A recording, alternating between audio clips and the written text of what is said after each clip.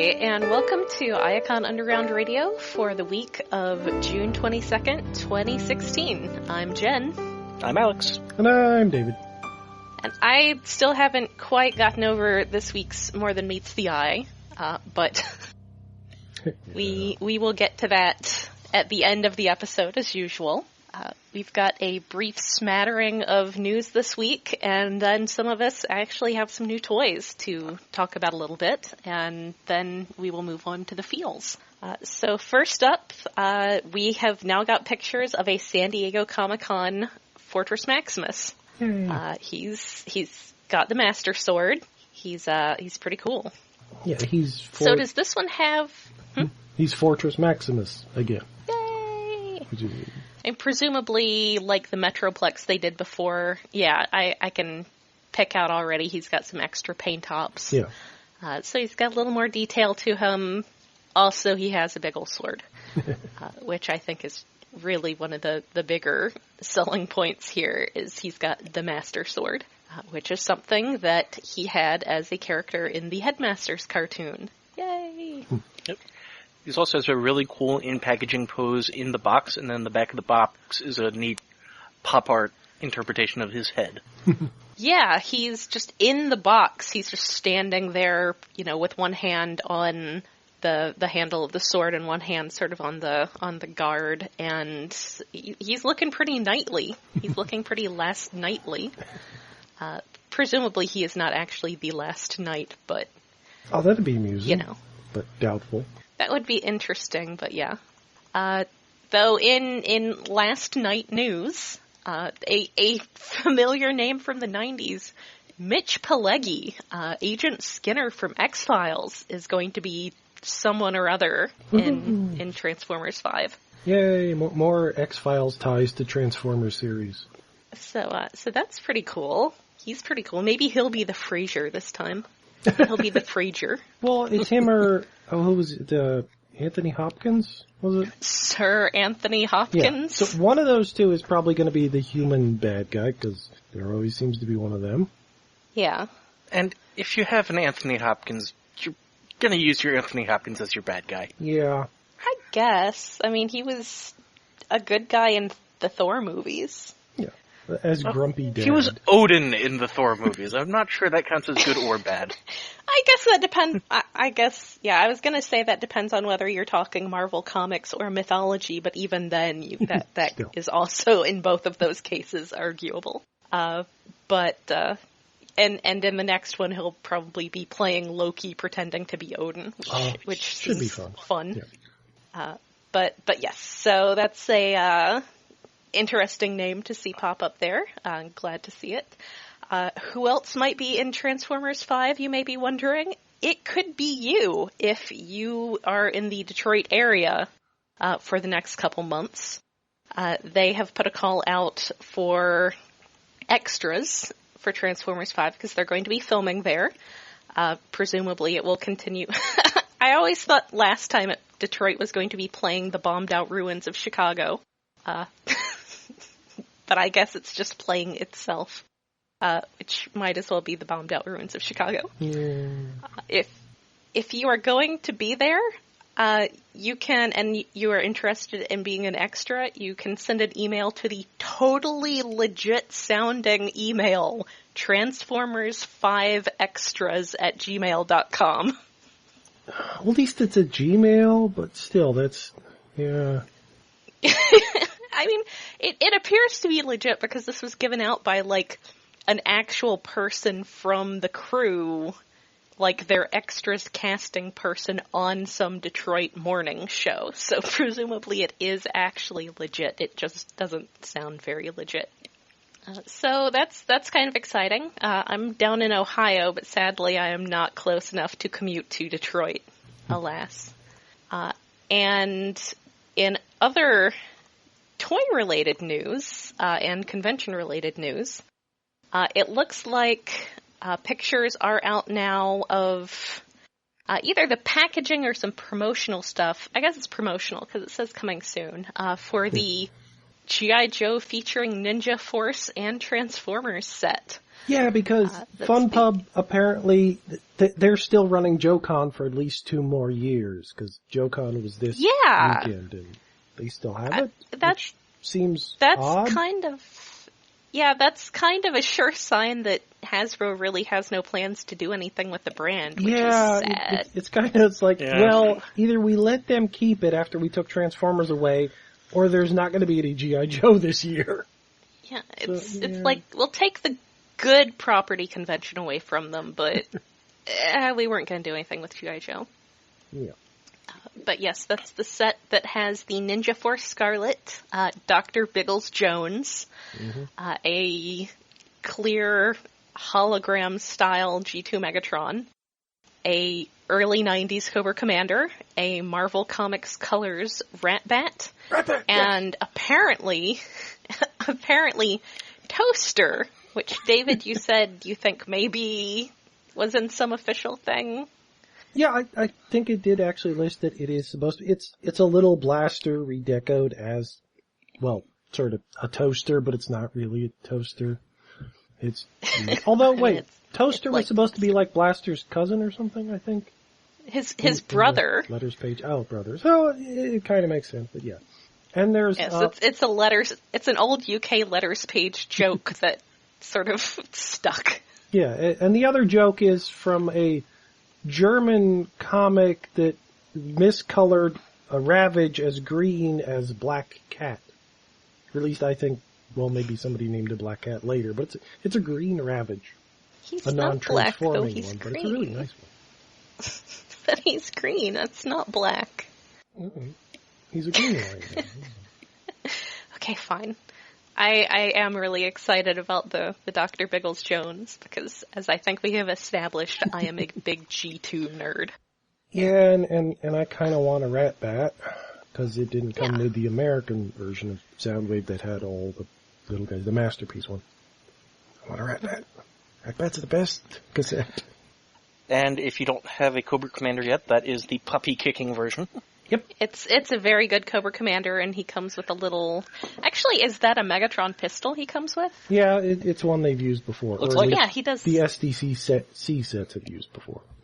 Yes, so he's got a little Megatron pistol before he built Megatron his body with the railgun, and et cetera, et cetera. Oh man, that crossover, man. That was a fun crossover. It was. And finally, some video game news, sort of, if you count mobile as video games. Sorry, I'm going to be a horrible snob. But I've heard that it is fun. The Transformers Earth Wars game is now available for download. Yay, for iPod devices and Apples and things and Android, so I can't play it. Yes, it is on iOS and Android devices. I personally haven't downloaded it because I don't like playing, like 3D games on my tiny phone screen. Well, it's not that. I mean, it's a Nexus 5X, so it's not super tiny. But yeah, I haven't had a lot of luck with that personally. Also, I downloaded it, and the first 2 things you see are a warning that the game contains microtransactions. Of course. Yeah. And then in what is, as they put it in the press release, Transformers Earth Wars offers players an engaging storyline and incredible gameplay experience. The game harnesses the unique strengths and abilities of hundreds of characters from the Transformers lore, which really helps it to stand above existing real-time combat strategy games and delivers on the Transformers promise of more than meets the eye. Which... Okay. So it starts out with a mission statement. A marketing from blurb. The boardroom. Yep. Yeah, that's... I mean, I just have to... Also, I don't usually go in for anything that's got microtransactions. No. There's some that I do, some that I don't, but when you're selling me on this is the best of Transformers storytelling and I'm hit with the 1-2 punch of this has microtransactions. Now, choose a side. We will give you 0 context. What does that mean for me gameplay-wise? Yeah. Yeah, I mean, like I said, I've seen some people on Twitter having fun with it, and that's great.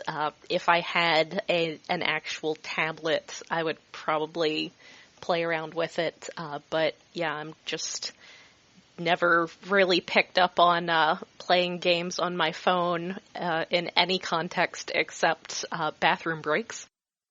So yeah, give me a good match 3 and that'll get me through. So that is our news for the week. So yeah, some of us actually got some toys. That's pretty exciting.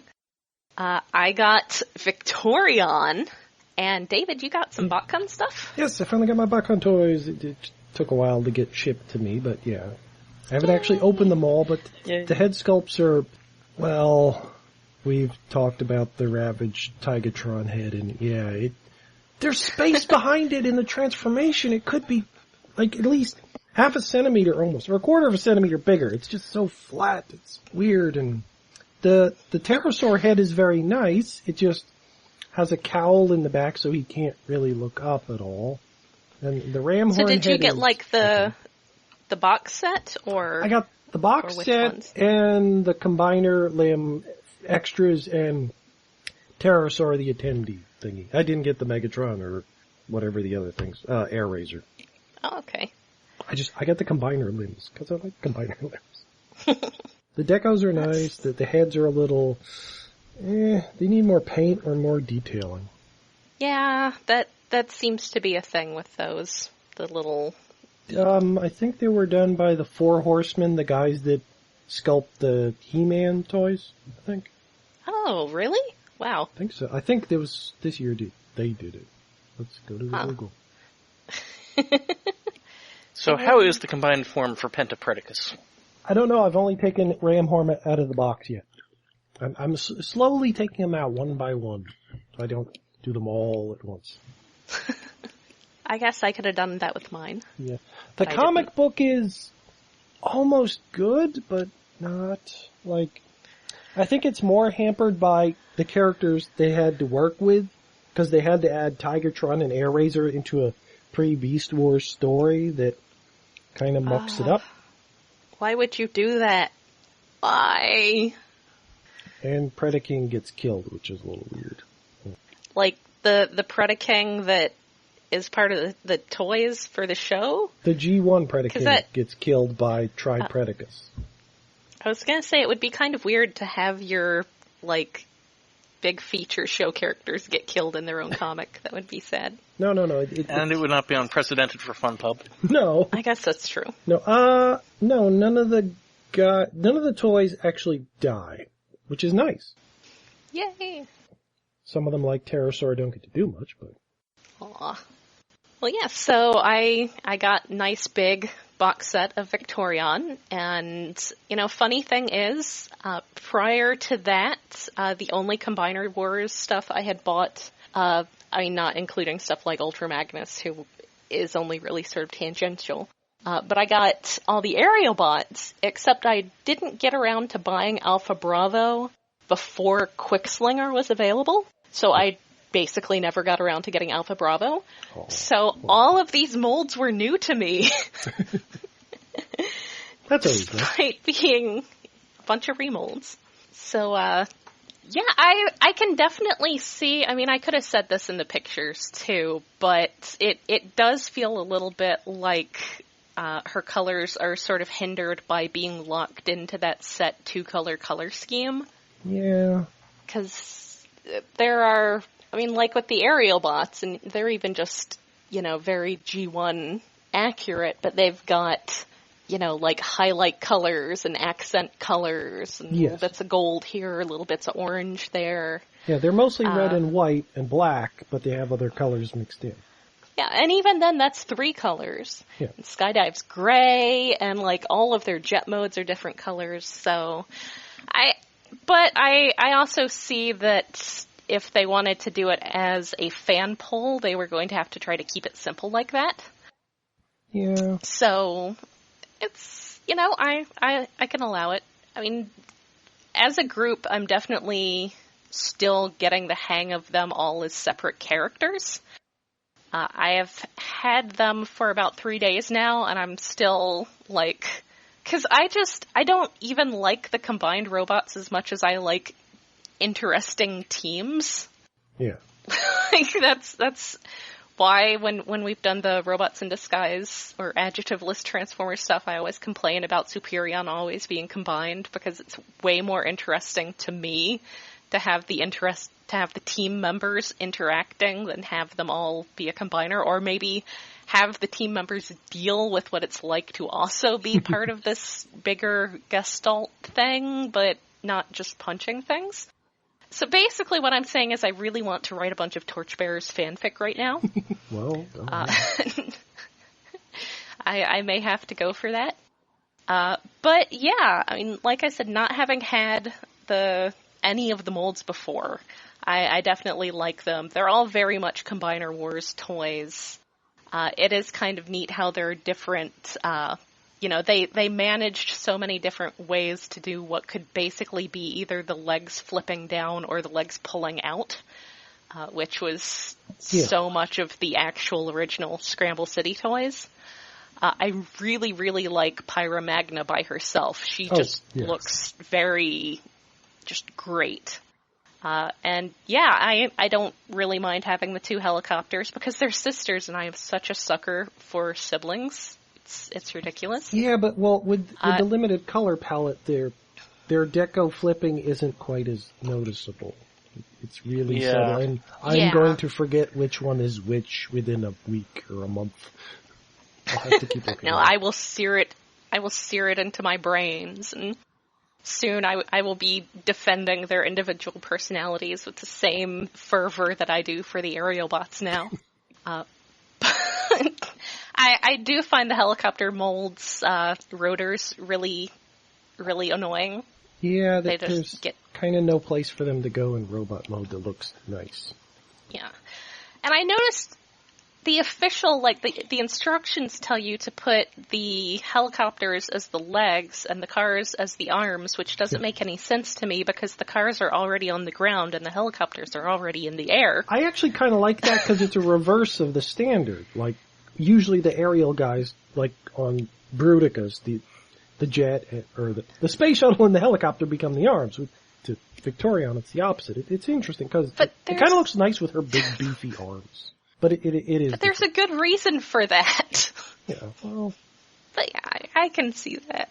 But, yeah, it took me a bit of fiddling to figure out how to put rust dust onto the chest, but I finally got that sorted out. I really like how to put it on when I got Victorion. Cause I've had Defensor for a while, and I would put Groove on wrong.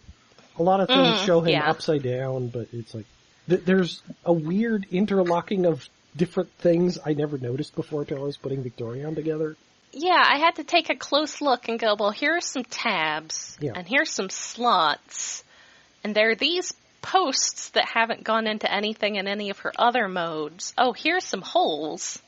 So yeah, especially because Victorion's instructions are tiny. They're so small. Yeah. A lot of transforming them was just looking at them and saying, well, this looks like this opens up. This looks kind of like what this says. I really like the head. I really dig the whole sculpted eyes behind a clear piece of plastic visor. Oh yeah, that's really nice. That is always a cool effect. That always makes me happy. So yeah, as a whole, I really like them. They are my second combiner, and I am excited that they are, all new molds to me, except for that two of them are the helicopter. But that's fine. That counts as the only remold I have from Combiner Wars. So yeah, they will be hanging out with the aerial bots on my desk and hoping that my cat doesn't knock everything down again. Well, she's got, yeah. The feet are sturdier and not sturdy at the same time. Yeah, I've had pretty good luck with her feet. I mean, the one time she was on my coffee table, and my cat is like 14 pounds. He's a giant baby. And he just came along and laid down and then stretched out. It's just like sweeping everything off, and he knocked her off the table. But I think she managed to stand until she got to the edge of the table, so that's something. Oh, maybe I've been doing the heels wrong then. I think it probably helps also that I have her legs separated a little bit, so she's got a pretty wide stance. Yeah, I was trying to do sort of a dynamic pose, and she kept falling over. So now she's just standing stock still. Yeah, mine is standing fairly straight with her feet apart a bit, and then one arm sort of reaching a little bit, and then one arm with the sword pegged painfully into her hand. I've got a supply of the sort of clear rubber bands like they use in toy packaging now, except they also sell them for hair. Huh. And I will probably have to just rubber band her sword into her hand. Yeah, into the grabby part when I'm not displaying them all separately. Yeah, it's kind of tight. I have her just sticking the sword into the ground. Yeah, that's a nice one. I have heard that there were some assembly issues with Pyra Magna, but I have not run into any of those. Also, I will note that I personally ordered her from a guy on eBay who had them at a perfectly reasonable, $98 and free shipping. Ooh. They do not appear to be a scalper, which is always good. Yay. They just appear to be somebody who sells toys to people. So that was nice. That was better than having to pay Target or whoever. And it's a small business, etc. So that was a good thing to find. More than meets the eye.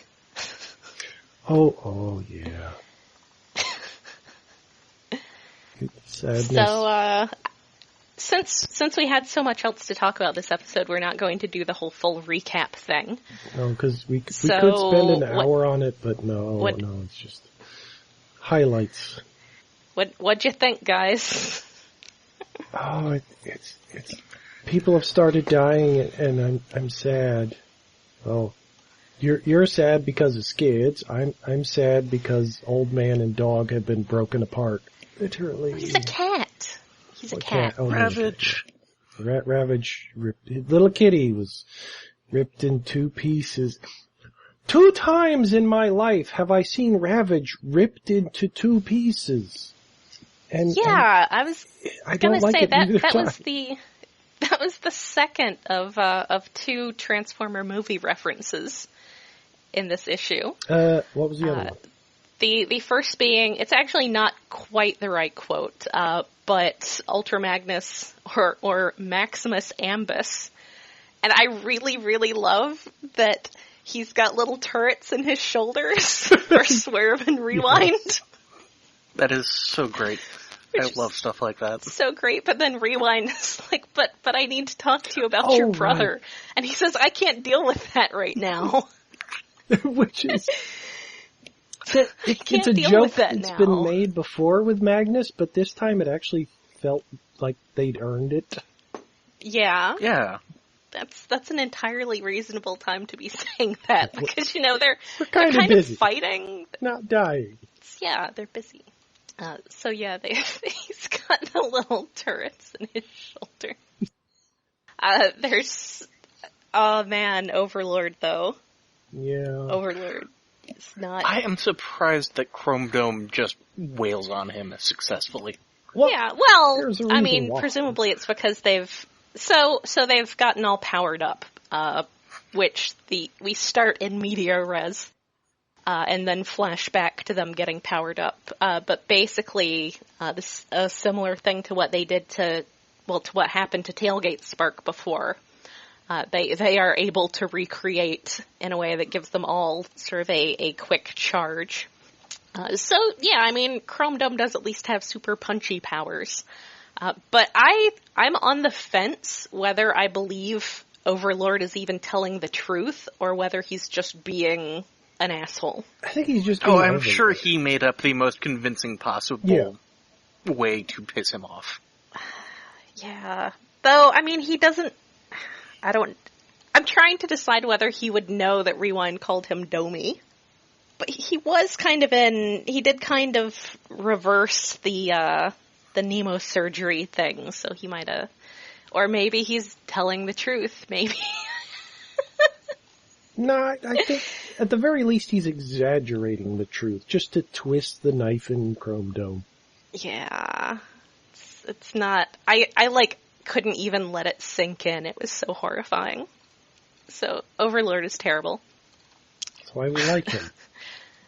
Yeah. So yes, they decided to try to recreate what happened with Tailgate, which is basically, having a super traumatic thing occur.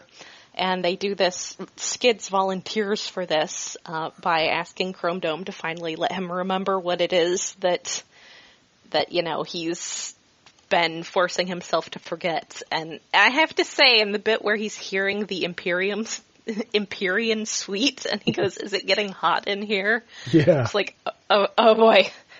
Oh boy. That just made it so much easier for Chrome Dome. He didn't even have to stick his fingers in Skids' head. He just had to say a couple words to remind him. Yeah. And And then he remembered on his own, which was apparently enough to make him wish himself to explode. Death. Yeah. I was gonna say he wanted to die to death after that. Which is... Because, where it had sort of supercharged Tailgate with him, with Skids, it's, as Ratchet says, because I just pulled that page up, says, "I expected his mind to shut down, but his spark is the size of a pinprick." Yeah, so, it was too much for him. And then, Ratchet's sort of...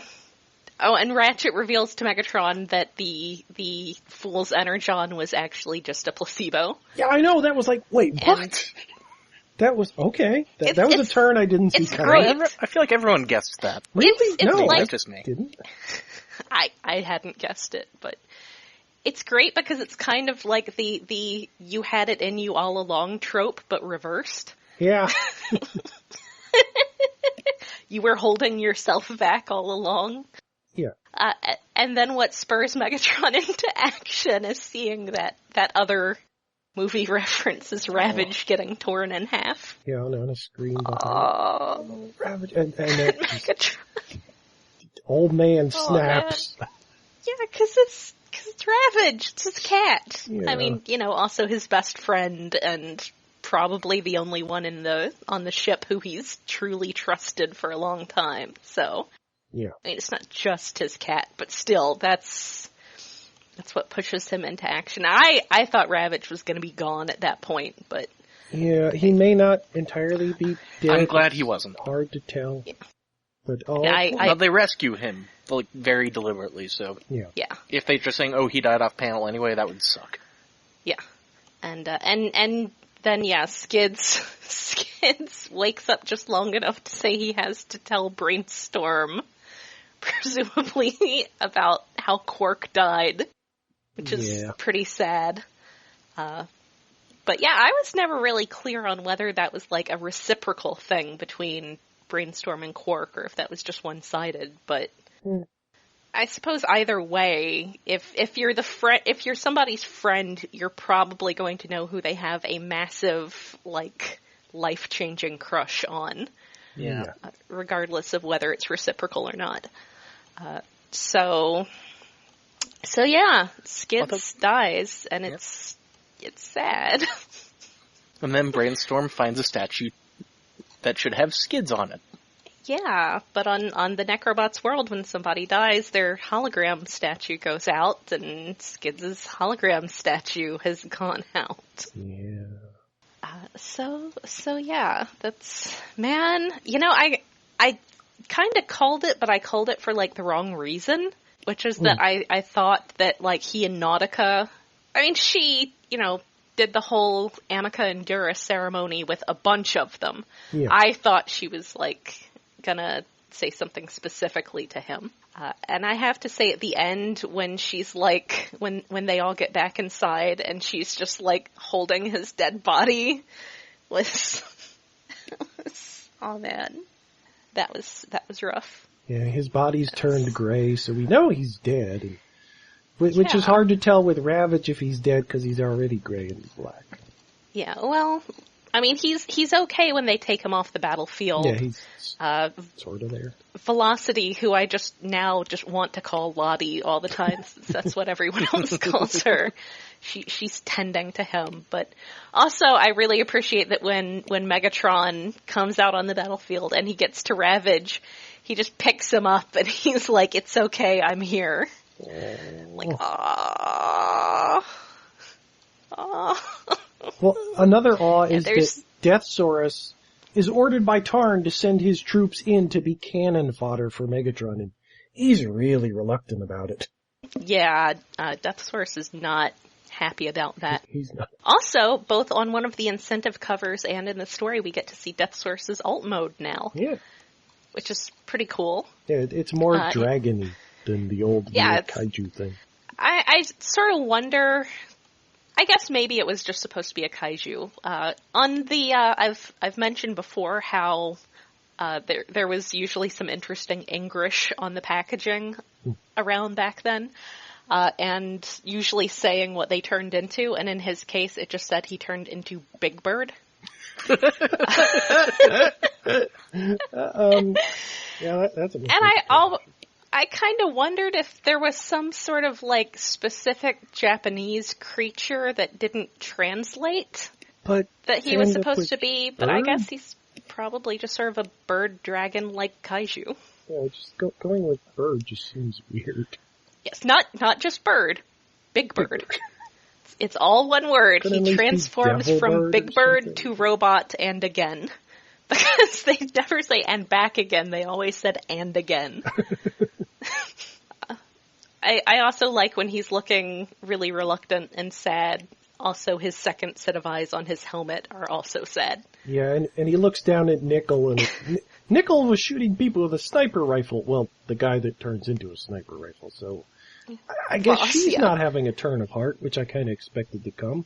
Well, think about this, though, earlier.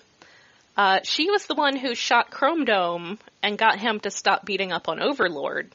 Yeah. But she shot him in the arm. It's hard to tell. And when you're a sniper like that, that's intentional. So, but yeah, I'm interested to see what's going to happen with her after all this calms down. But I did like her sniping with Voss. I like Voss.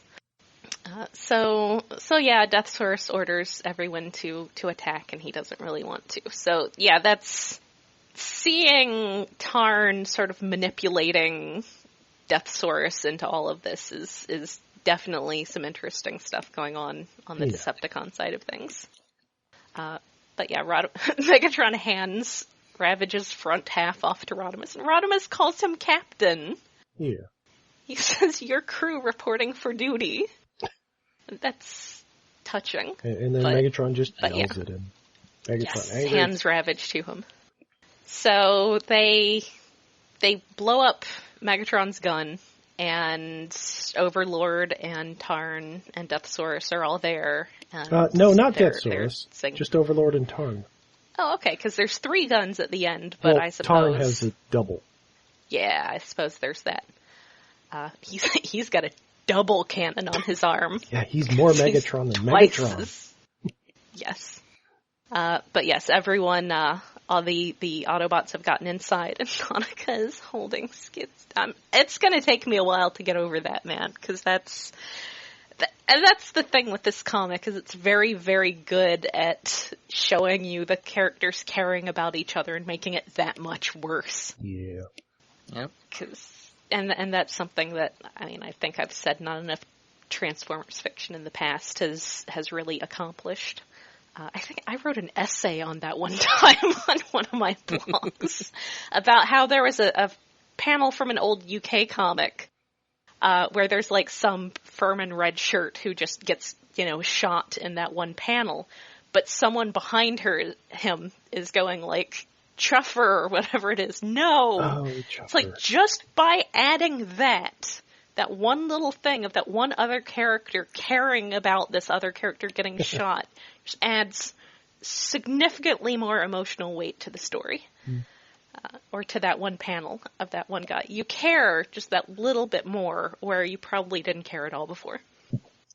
So yeah, it ends with 3 chooms going off, and Rodimus looking concerned. Surprise. And that's it. And our teaser for the next issue, though, says something about the 4 terrible words millions of years old that gave the Decepticons their name. So, You're all being deceived? So, like, what are we being deceived about? You are being deceived. Oh, that was your easy. Yeah. So what are we being deceived about? About who Tarn is, maybe? We still haven't found that out. We have No, one we issue haven't. left of this arc, and we still don't know who Tarn is. We've gotten some more hints as to who he might be, but Well, we've eliminated some possibilities. yeah. Maybe next issue will be an entire flashback to how he became Tarn. I have to say, I mean, it seems like this is probably the end of the body count. Probably not, though. I mean, there's got to be something next issue. I'm gonna be kind one of more surprised at there least. wasn't more. Yeah, somebody else is going to die. Yeah, it is kind of Nightbeat. surprising that only 2 die that we see. Oh yeah, Nightbeat hasn't died yet. Yeah. I definitely say, I guess I was kind of glad to see that Ravage had survived that, because when he got torn apart, I was like, I did not see him getting killed. Not that quickly, no. No, but yeah. Skids has always been, like ever since I was a teenager and started discovering the G1 comics, Skids has been one of my favorites. So it's sad. I'm sad. I'm very sad. Old man and cat. Oh.